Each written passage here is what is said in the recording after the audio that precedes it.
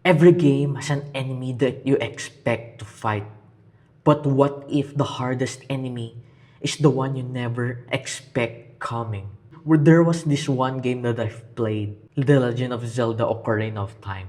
Link has battled a lot of bosses, has accomplished a lot of temples. There was this one temple, the Water Temple. In a room, Link had to battle a copy of himself, his shadow self. Every move that you made, that other Link or that shadow clone copied you. It mirrored Link. Every attack, every shield, every jump flip, every backflip, the clone or the mirror or the shadow Link copied you. Every action. You needed to make a move. You needed to think for a move to outsmart that shadow Link. You needed a strategy on how you can conquer that enemy, that shadow you. And I forgot how I beat Shadow Link.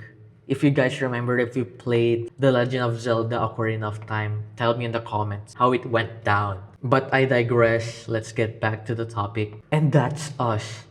That's the secret boss. We are our own secret boss. We are our own enemy.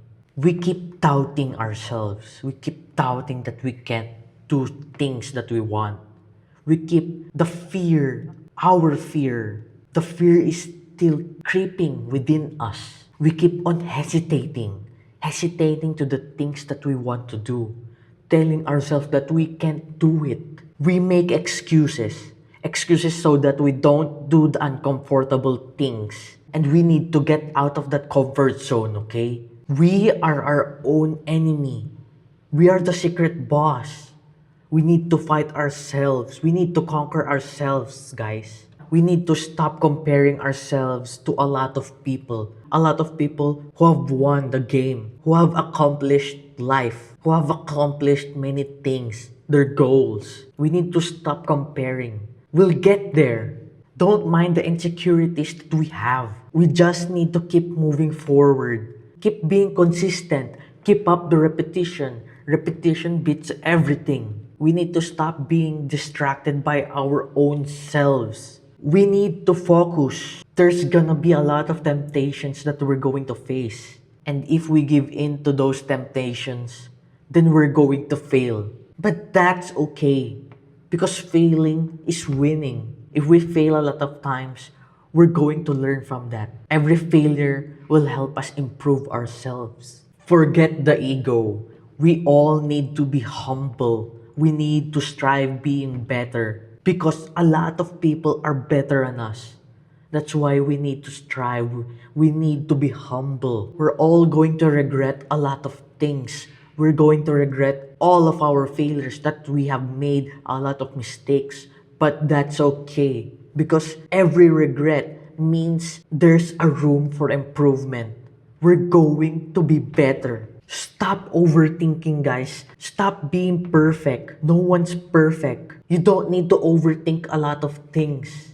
You just need to relax. You need to chill. You need to just keep swimming. Just keep moving forward. You're eventually going to get there. But with that, you need to have patience too. You need to have the patience that someday you're going to get there. No need to rush. It's not a race. It's like the hare and the turtle. The race, the turtle just kept his pace. He didn't have to rush, but still he won. The hare could have won in the end, but he just rested. He slept. He be lazy. And that's his downfall. But the secret to that is that the hare was the enemy of his own.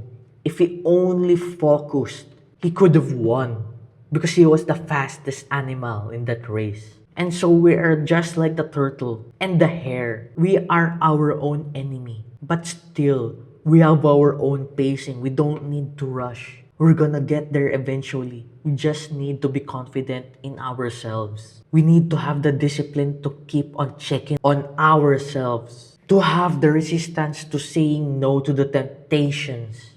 We need to avoid all of the negative things. We need to stop the negative affirmations. And we need to change. We need to jump to the positive affirmations, to the positive thoughts. And we're going to have to build that confidence. Because repetition done a lot of times. If we be consistent and we keep on the repetition, doing everything, keep showing up, we're gonna build that confidence. Over time, everything is going to stack and we're going to have that growth. We can control everything, but we can control ourselves. We can control the discipline. We can control the consistency. We can control on when we show up. We need to identify our weaknesses, our strengths. We are our own enemy. We are the boss of ourselves. We are the secret boss. We need to form positive habits. We need to form the habits that will make us a better person. To have that 1%,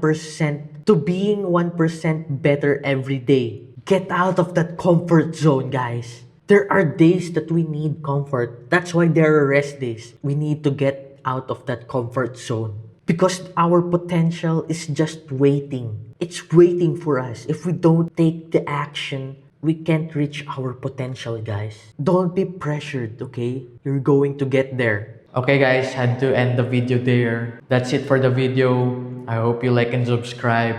See you all in the next one. Peace.